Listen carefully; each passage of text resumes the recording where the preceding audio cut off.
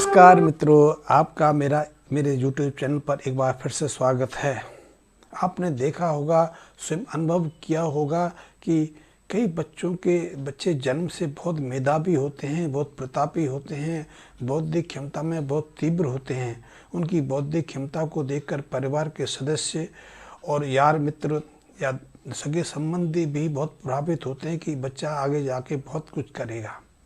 या फिर परिवार की स्थिति बड़ी अच्छी रहती है, आर्थिक स्थिति, धन आगमन की जो स्थिति है बहुत अच्छी रहती है।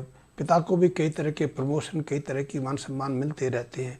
लेकिन अनायास ऐसे बच्चों के जन्म के बाद एकाएक ग्रह स्थिति में, ग्रह की अवस्था में, धन की आगमन में भी बदलाव आ जाता है। और ऐसे जो मेधावी बच्चे जन्म के समय जो बहुत तेजस्वी बच्चे होते हैं, आगे चलकर उनकी पढ़ाई लिखाई में भी गिरावट आती जाती है। वो कई बार फेल भी हो जाते हैं और एक सीमा के बाद तो उनका पढ़ाई को जारी रखना, पढ़ाई में मन लगना ही रुक जाता है। वो पढ़ते नहीं हैं, इसलिए बार बार फेल होते हैं या फिर अपने विषय बदलते रहते हैं। कभी मेडिकल से साइंस में, साइंस से आर्ट्स में और आर्ट्स से फिर कॉलेज जाना या स्कूल जाना ही छोड़ देते हैं। अधूरी पढ़ाई के साथ ही जीवन व्यतीत करने का प्रयास करते हैं। ऐसी प्रतिकूल स्थितियों के लिए कुछ ग्रह स्थितियां मूलतः जिम्मेदार रहती हैं, क्योंकि आपने देखा होगा कि बहुत लोगों के जीवन में एकाएक बच्चे के जन्म के बाद कई तरह के बदलाव आ जाते हैं। कभी कभी तो ऐसी स्थितियां बन जाती हैं कि जिन चीज़ों को वो संभाल के रखते हैं, जिन चीज़ों को वो अपनी पैतृक संपत्ति मानकर अपनी मान प्रतिष्ठा बनाए रखते हैं, उसको वो बेचना पड़ता है। ऐसी स्थिति के लिए वैदिक ज्योतिष में तो कई तरह के ग्रह स्थितियाँ बताई गई, कई तरह के योग बताए गए हैं, दशा अंतर्दशा बताई गई हैं। क्योंकि मैं पिछले 15-18 सालों से सिर्फ लाल किताब का अध्ययन, चिंतन, मनन करता हूँ, वैज्ञानिक अनुसंधान करता हूँ। मेरी लाल किताब के प्रति बहुत अगाध श्रद्धा है और मैं उस पर विवेचना करता रहता हूँ। तो मेरे अध्ययनों से पता चला है कि ऐसी ग्रह स्थितियों के लिए लग्न भाव का शनि मुख्य जिम्मेदार रहता है।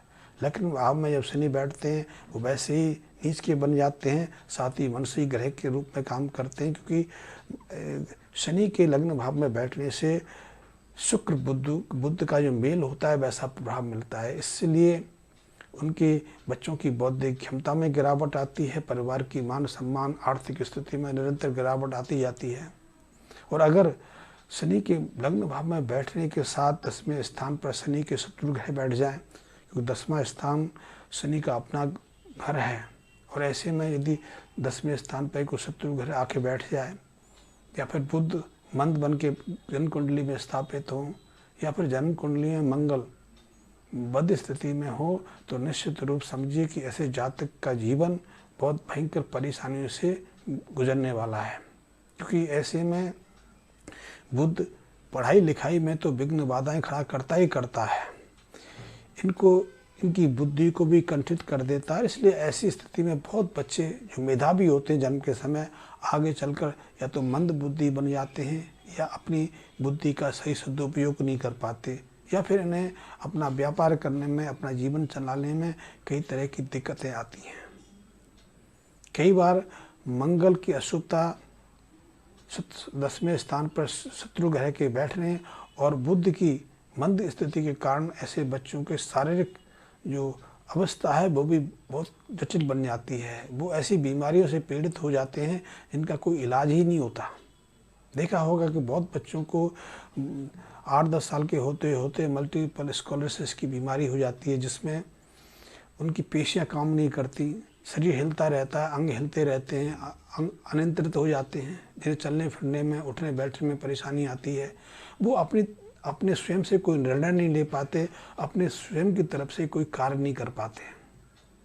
ऐसी स्थिति शनि के लग्न भाव में बैठने के कारण बनती है, क्योंकि शनि का लग्न भाव में बैठना पूरी कुंडली को प्रभावित कर देता है। क्योंकि लग्न भाव ही हमारी अपना मान प्रतिष्ठा का, शारीरिक क्षमता का, हमारी महत्वाकांक्षा का, प्रतिष्ठा का, बहुत सारी चीज़ें जो हमारे जीवन का हमारे लग्न भाव पर निर्भर करती हैं। और एक तरह से पूरी जन्म कुंडली का केंद्र बिंदु लग्न भाव रहता है। और ऐसे में अशुभ ग्रह का बन जाना, बैठना और अशुभ ग्रह का लग्नेश की राशि में बैठना, घर में बैठना, ये और अशुभता प्रदान करता है। ये बहुत जटिल स्थिति है और ऐसी जटिल स्थिति से बाहर आना सहज संभव नहीं होता। कभी कभी तो स्थितियाँ इतनी प्रतिकूल बन जाती हैं और ऐसी प्रतिकूल स्थितियों के लिए परिवार के अन्य सदस्य और बच्चे, जो बालक जो अभी जन्म लेके आया है, उसके कुछ बुरे कर्म भी जिम्मेदार रहते हैं। यदि बच्चा 12-15 साल की उम्र में जाके कुछ गलत आचरण करने लग जाए या फिर उसके माँ बाप उसको गलत खान पान सिखा दें, गलत आदतें डाल दें, जैसे कि देखा है कि आजकल माएँ अपने बच्चों को ज़्यादा तंदुरुस्त और ज़्यादा पौष्टिक भोजन के रूप में अंडे का, मांसाहार का सेवन करा देती हैं। ये बहुत गलत है। इसके कारण उनके शनि की अशुभता और बढ़ जाती है और ऐसे में आप निश्चित मानिए कि पैतृक संपत्ति तक बिकने लग जाती है। घर के परिवार को ज़रूरत के समय अपनी संचित जो धन है वो तो खर्च करना ही पड़ता है। जो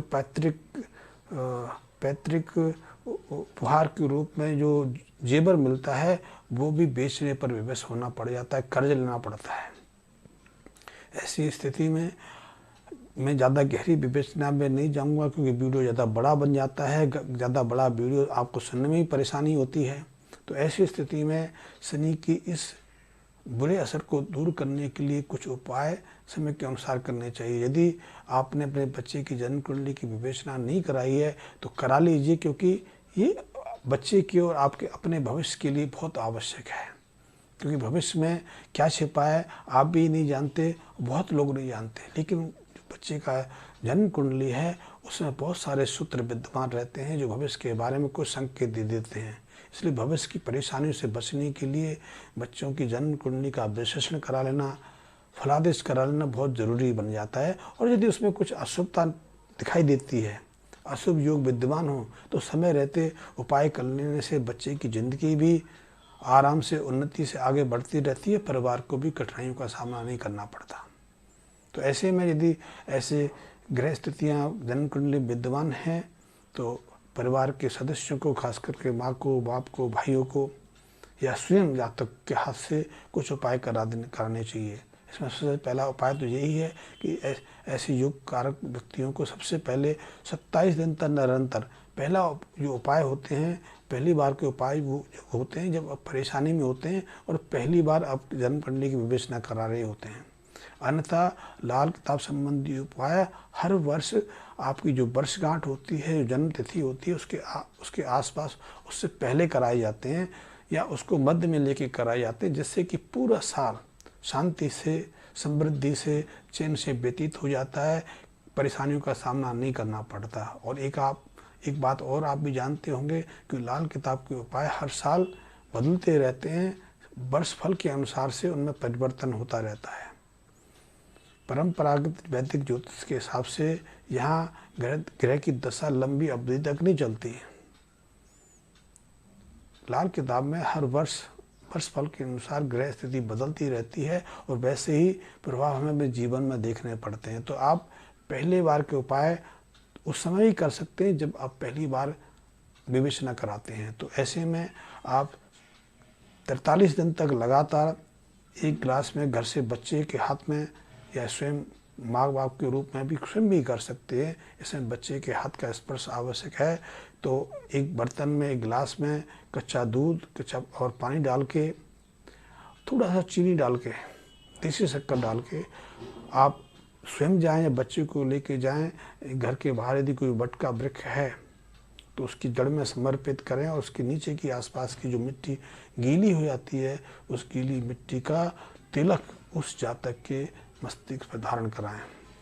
ये बहुत बढ़िया उपाय है। इससे बौद्धिक क्षमता में गिरावट नहीं आती है, शारीरिक स्वास्थ्य बना रहता है और परिवार के साथ उसे पूरा प्रेम और पूरा आदर मिलता है। आगे यदि बड़े उम्र में है तो मान सम्मान के साथ में बुद्धि भी सम्मान बनी रहती है। तो इस उपाय को करें। दूसरा, ऐसे जातकों को हाथ से या ऐसे जातकों के द्वारा बंदरों की सेवा करानी चाहिए। वैसे घर में भी आप लकड़ी का बंदर स्थापित कर सकते हैं, चांदी के बंदर, ठोस बंदर बनवा के भी अपने घर में रख सकते हैं। चांदी के ठोस बंदर कितने ग्राम का बनना है, ये जन्म कुंडली के वर्षफल के ऊपर निर्भर करता है कि बच्चा अभी किस उम्र का है। क्योंकि जो उम्र है उसके अनुसार शनि जो चांदी की मात्रा का निर्धारण होता है और उतनी चांदी का मंगल बंदर बना के घर में स्थापित करना होता है। अन्यथा आप बंदरों को जातक के हाथ से गुड़ चना खिला सकते हैं, आप रेगुलर कर सकते हैं, 27 दिन तक लगातार कर सकते हैं, या फिर हर मंगलवार को गुड़ चना उसके हाथ से दे सकते हैं। ये एक बहुत उपयुक्त उपचार है, बहुत अद्भुत उपाय है। इस उपाय से पैतृक संपत्ति में गिरावट नहीं आती, माँ बाप को मान सम्मान में, समृद्धि में गिरावट का सामना नहीं करना पड़ता। तो आप इस उपचार को कर सकते हैं। इसके अलावा यदि परिवार के कारोबार में या स्वयं जातक के कारोबार में किसी तरह की गिरावट आ रही है, कारोबार चलने में मुश्किल आ रही है, या सेल घट रही है, कारोबार में मंदता आ रही है, तो ऐसे जातकों को 27 दिन या फिर 43 दिन अवस्था के अनुसार या तो काला नमक लेकर या फिर काला सुरमा लेकर, काला सुरमा कितनी क्वांटिटी का लेना है ये भी ग्रह चाल की स्थिति के अनुसार होता है। इसको आप 11 ग्राम से लेकर 40 ग्राम की मात्रा में ले सकते हैं और उसको या तो वीरान स्थान पर सुनसान भूमि में दबाना होता है। संध्या के समय जो उपाय करेंगे तो बहुत चमत्कारिक है, बहुत प्रभावशाली है। आप देखेंगे उपाय करते करते कुछ दिनों के बाद ही आपके व्यापार की गिरावट दूर हो जाती है, व्यापार का चलना शुरू हो जाता है। आर्थिक स्थिति यदि रुक रही है, आपकी तनख्वाह रुक गई है, आपके पैसे बाज़ार में फंस गए हैं, बाज़ार से पैसा मिल नहीं रहा है, या फिर आपको अपने पैसे का ही इस्तेमाल करने में मुश्किल आ रही है, तो ये रुकावटें सिर्फ इन उपायों से दूर हो जाती हैं। तो आप इनको कर सकते हैं। इनके अलावा क्योंकि शनि का श्राप है, शनि का अशुभता है, तो आप शनि संबंधी वस्तु का दान कर सकते हैं, जिसमें लोहे की बाल्टी हो गई, लोहे का चिमटा हो गया।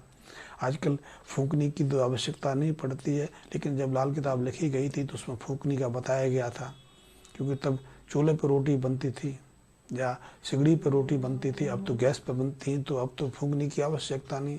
तो आप लोहे का तवा दे सकते हैं, चिमटा दे सकते हैं, लोहे का कड़ा दे सकते हैं। पंजाब में तो लोहे का कड़ा भी चलता है, आप वो दे सकते हैं।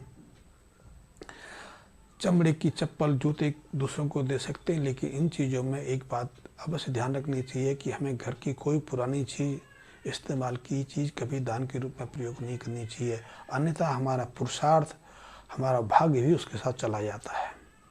तो आप इनको कर सकते हैं। कुछ और भी चीज़ें हैं, कुछ और भी बातें हैं, चर्चा बहुत की जा सकती है, लेकिन अंत में फिर मैं आपसे एक प्रार्थना करूंगा कि आप मेरी वीडियो पसंद करते हैं, मेरी थोड़ी सी जानकारी आपको अच्छी लगती है, तो आप मेरे से जुड़े रहना चाहते हैं, तो मेरे चैनल से जुड़ने के लिए मेरे चैनल को सब्सक्राइब भी कर लें, मेरे बेल आइकन को प्रेस कर लें, ताकि मेरा हर वीडियो आपको समय पर उपलब्ध हो सके। साथ ही यदि किसी तरह की कोई आपको जानकारी लेनी है, मुझसे किसी तरह के मार्गदर्शन की आवश्यकता है, तो आप मेरे कमेंट्स बॉक्स में जाके अपना नंबर लिख सकते हैं, अपनी समस्या लिख सकते हैं। मैं स्वयं आपसे संपर्क साधने की कोशिश करूँगा। धन्यवाद मित्रों।